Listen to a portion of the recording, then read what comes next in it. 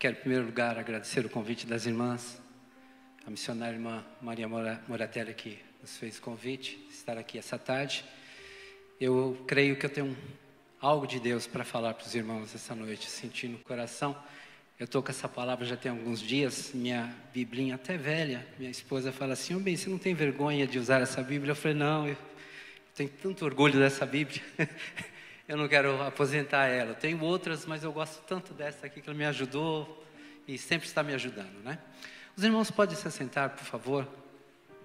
Eu vou pegar meu ajudador aqui, eu vou precisar dele. Jó, capítulo 1, do verso 1 ao 5, diz assim: havia um homem na terra de Uz, cujo nome era Jó. E este era um homem sincero, reto, temente a Deus, desviava-se do mal. E nasceram-lhe 7 filhos e 3 filhas. E era seu gado 7.000 ovelhas, 3.000 camelos, 500 juntas de bois, 500 jumentas. Era também muitíssima gente ao seu serviço, de maneira que este homem era o maior de todos os do Oriente.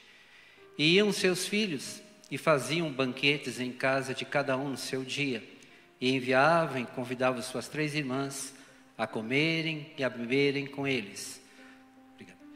Sucedia, pois, que tendo decorrido o turno de dias dos seus banquetes, enviava a Jó e o santificava, e se levantava de madrugada e oferecia holocausto segundo o número de todos eles, porque dizia Jó: porventura pecaram meus filhos, blasfemaram de Deus no seu coração. E assim o fazia Jó continuamente. Agora o verso de número 18 e 19. Estando ainda este falando, veio o outro e disse: estando teus filhos, tuas filhas comendo e bebendo vinho em casa do seu irmão primogênito, eis que um grande vento sobreveio da além do deserto, e deu nos 4 cantos da casa, o qual caiu sobre os jovens, e morreram. E só escapei eu para te trazer a nova. Agora o capítulo 3, verso 25 e 26. Jó fala assim: por que o que eu temia me veio, e o que eu receava me aconteceu? Nunca estive descansado, nem sosseguei, nem repousei, mas veio sobre mim a perturbação. Nós vemos que Jó era um homem temente a Deus, sincero, que desviava do mal. E aqui a gente vê 3 personagens: Deus, o dono do bem, o criador de todas as coisas; o inimigo, o mal, o pai da mentira, o maligno. E veio um homem. E nós vemos que Deus, quando Ele fala de Jó, Ele faz um raio-x de Jó. Mas não é aquele elogio que você recebe da sua mãe, do seu marido, do seu filho. Não, não. O elogio que ele recebeu foi do próprio Deus. O elogio que Jó recebeu foi de Deus. Falou que não existia homem na face da terra igual a Jó. E quando a gente começa a ler aqui, parece que Jó, ele era tão temente, não tinha lei, não tinha Jesus Cristo, não tinha o Evangelho, não tinha nada dessas coisas ainda. Moisés não tinha dado nem a lei ainda. E Jó se preocupava com seus filhos, e seus filhos se reuniam, e quando acabava essa reunião, Jó ficava preocupado: meus filhos se reuniram, talvez eles pecaram contra Deus, falaram alguma coisa. Não é certo. Trazia os filhos deles e santificava cada um dos filhos, e oferecia holocausto por cada um dos filhos. E Jó orava, e Jó pedia, e Jó intercedia pelos filhos. Aí aconteceu essa tragédia. Morreu. A Bíblia falou que ele tinha muitíssima gente a seu serviço. Quando aconteceu aquelas coisas que o diabo, eu não vou contar a história, todos os irmãos já sabem, Diz que o diabo mandou fogo do céu. Então eles falaram que era fogo de Deus, queimou as ovelhas e os pastores. E Jó tinha muitíssima gente a seu serviço. Agora os irmãos ficam imaginando como foi aquele dia do velório. Não era só 10 filhos de Jó. Era trabalhadores. Pessoas que acordavam cedo. Pessoas que foram lá para ganhar o pão da família. Eles morreram. Eles foram queimados.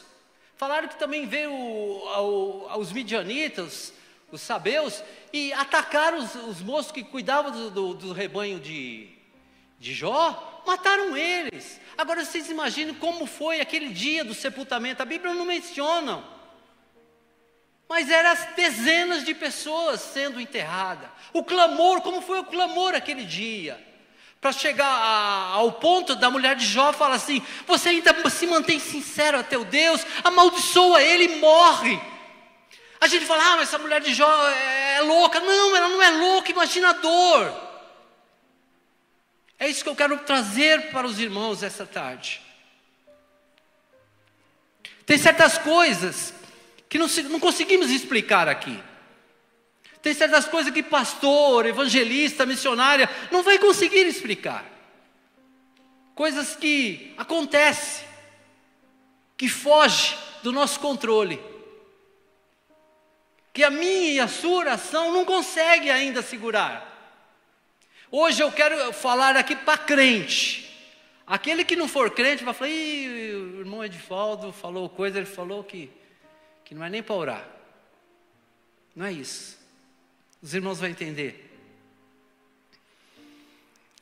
Nós somos ensinados pela Escritura que devemos orar em todo o tempo.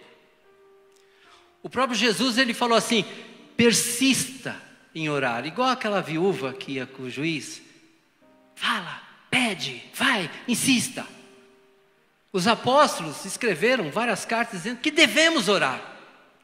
Mas a minha pergunta esta tarde é esta: como eu me posiciono quando a minha oração não é respondida? E eu não estou falando de um dia, eu não estou falando de uma semana, de um mês, estou falando de anos. Como eu me posiciono diante de Deus quando Deus não ouve a minha oração? Ou aquilo que eu tanto queria já não existe.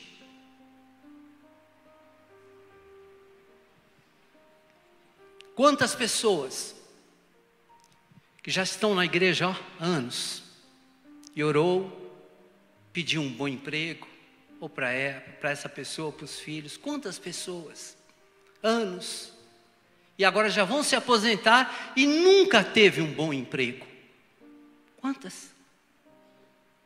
Ela tem mais fé que alguns? Será que é isso? Quantas pessoas pediram para a saúde de alguém? Anos pedindo.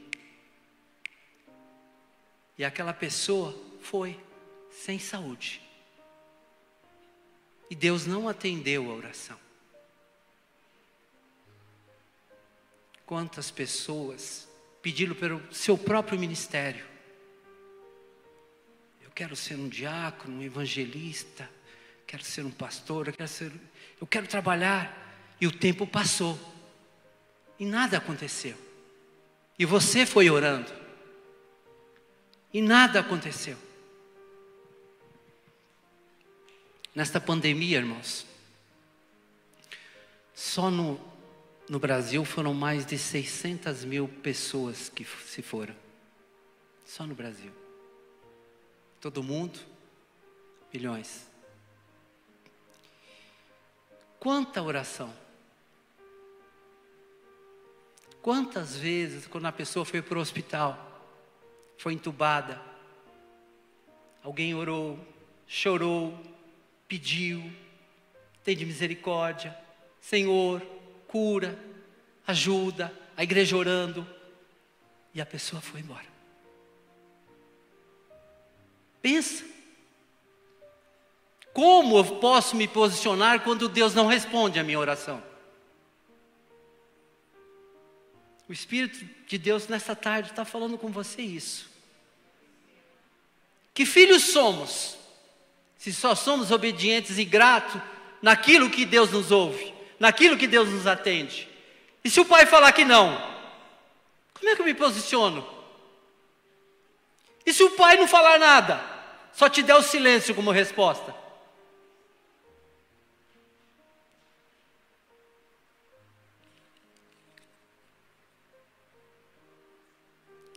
Aí vem aquelas perguntas. Meu Deus, quem falhou? Faltou fé? Eu estou em pecado? Eu mereço isso? O livro de Jó, eles falam que é um livro poético, eu acho que é muito mais que isso. É muito mais que um livro poético.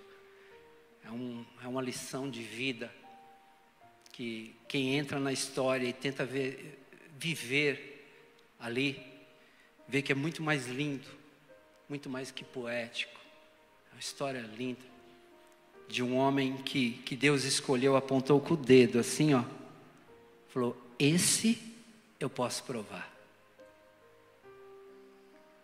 Quanto mais você é provado, mais confiança você tem em Deus, se você não desistir dele, e maior vai ser a sua vitória. E diz que Jó, quem lê o livro já sabe, ele foi falando, se justificando. Às vezes ele falava uma coisa boa, às vezes falava, às vezes ele falava: Deus deu, Deus tirou, louvado seja Deus. Às vezes falava assim: por que eu nasci? Maldito aquele que trouxe a notícia que nasceu um varão. Às vezes ele falava assim: ainda que ele me mate, eu esperarei nele. Ele mudava como a gente. Às vezes estamos com tanta fé, com tanta confiança, querendo sapatear, mas tem outro dia que a gente não está querendo nem falar.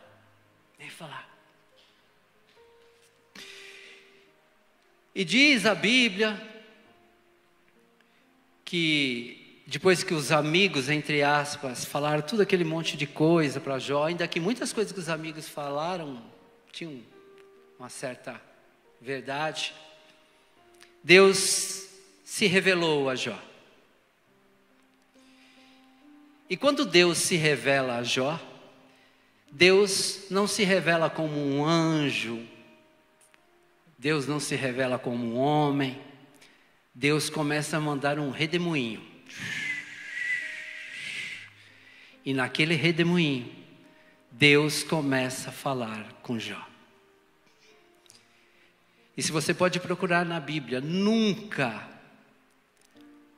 um homem, Deus falou com um homem tantas palavras, só com perguntas.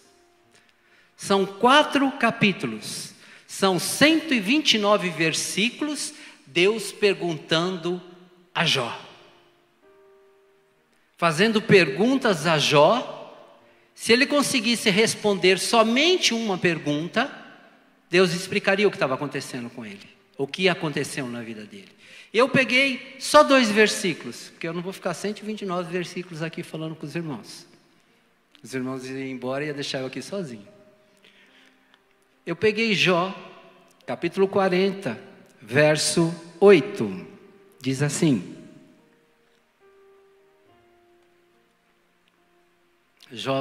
Deus falando a Jó no redemoinho. Vocês imaginem uma coluna assim de poeira voando assim, e dali saindo a voz de Deus. Você imagine, uma que Jó não podia nem olhar direito, porque ele é poeira. Ele tinha que tampar o rosto e só ouvir aquela voz poderosa de Deus. E Deus fez essa pergunta: por um acaso, também farás tu vão o meu juízo? Ou você vai me condenar para te justificares? Trocando em miúdo. Homem, você acha que eu agi errado? Que eu perdi o controle? Que tudo que aconteceu eu tinha conhecimento, eu sabia, foi com o meu consentimento? E você acha que tudo que aconteceu estava errado? E agora você vai me condenar para dizer que você que é bom? Deus está falando com ele. Vai pegando para você, que eu estou pegando para mim. Capítulo 41, verso 11. Deus fala ainda também com ele. Jó, quem primeiro me deu, para que eu haja de retribuir-lhe? Pois tudo que está debaixo dos céus é meu. É dura a palavra que Deus deu, mas é verdade. Quem deu primeiro para Deus, para que Ele possa retribuir a cada um de nós? Fala. Você deu algo para Deus para falar assim, não, eu mereço. Porque tudo que está na tua mão veio dele. Certa vez Davi fala assim, o que eu posso oferecer para ti, ó Deus? Porque tudo que eu tenho veio da tua mão. Eu só estou devolvendo o que não é meu.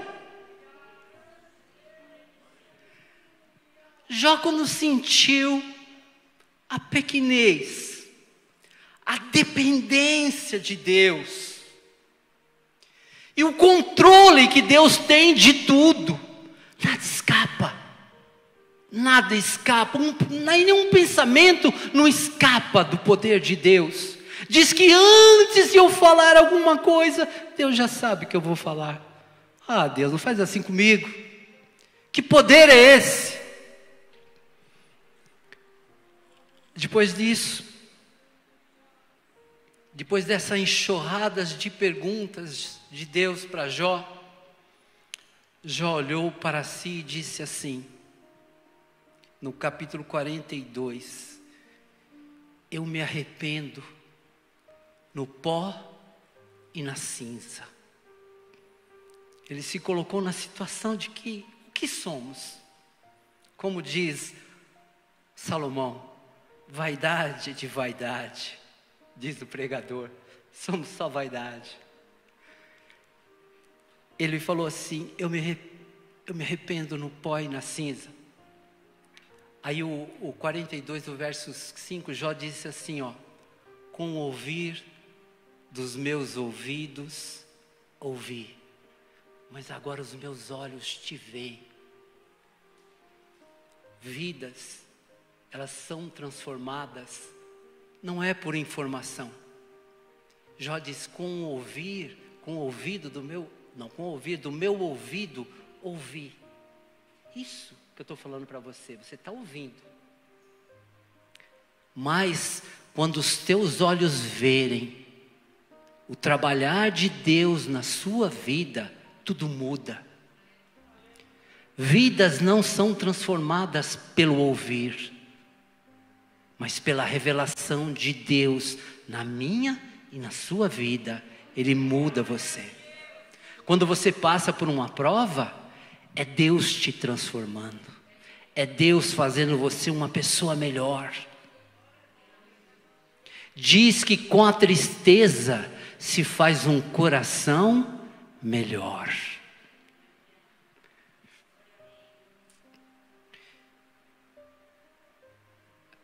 O verso, capítulo 42, 10, começou a promessa de Deus. No capítulo 42, Deus falou para Jó, rapaz, a minha unção ainda está com você. Você ainda que falou coisas que não devia, mas você se arrependeu no pó e na cinza. Agora você vai lá, começa a orar por aqueles que falaram mal de você. Eu quero que a sua mão esteja na cabeça deles, porque aquilo que está em você vai passar para eles. E diz que Jó foi lá. Elifaz, Bildad, Zofar, não sei se estavam os três juntos, se cada um estava na sua casa. Jó colocou a mão na cabeça deles e orou. Senhor, perdoa. Senhor, abençoa. E diz que quando Jó estava orando, Deus lá do céu falou assim, vou virar o cativeiro desse moço agora. E diz que Deus virou o cativeiro de Jó. Tudo que estava dando errado começou tudo a dar certo. Quando Deus coloca a mão e quer virar o cativeiro, muda, irmão, que você fala, mas não pode ser, não pode ser, como pode? Não, não pode. Pode, é Deus virando o cativeiro. Aquilo que estava dos avessos, tudo dos avessos começa a ficar do lado direito, do lado que Deus quer que fique. E diz que Deus começou a virar o cativeiro de Jó. E Deus começou a abençoar a Jó.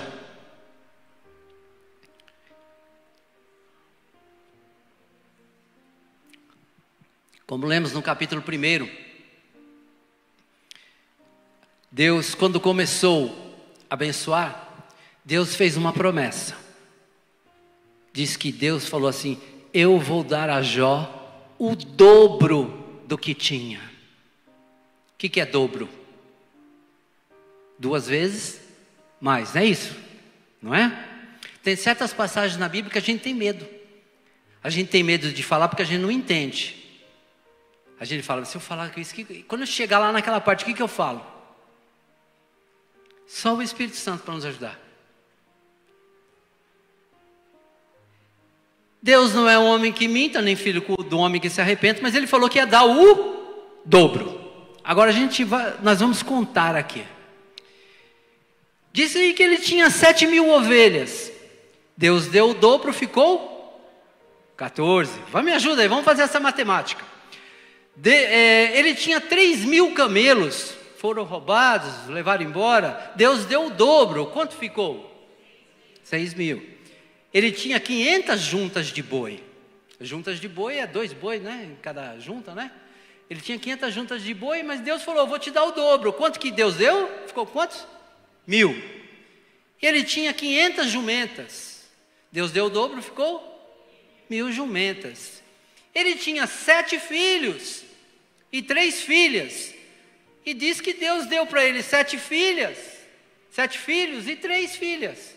Quanto que Deus deu? Não era o dobro? Deus mentiu? A alma da mensagem está aqui. Você vai entender agora. Por que Deus não deu o dobro? Oh Deus, era para ele ter 14 filhos, 6 filhas, falou que ia dar o dobro. Ué?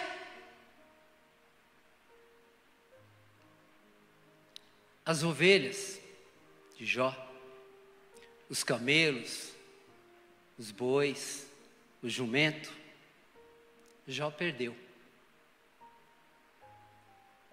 Ele não sabe com quem está. Ele nunca mais os verá. Os filhos de Jó que morreram, Jó sabe onde eles estão. Jó sabe com quem eles estão. E Jó vai ver eles novamente. Como viu? Está lá, no céu com seus filhos. Ele não perdeu. Só Deus tomou um pouquinho antes. Deus não mente. Aquilo que eu não entendo aqui, eu vou entender na eternidade. Então fica com essa palavra, Salmo 73, verso 24. Senhor, me guia com teu conselho e depois me recebes em glória. Amém? Que Deus nos abençoe. Obrigado.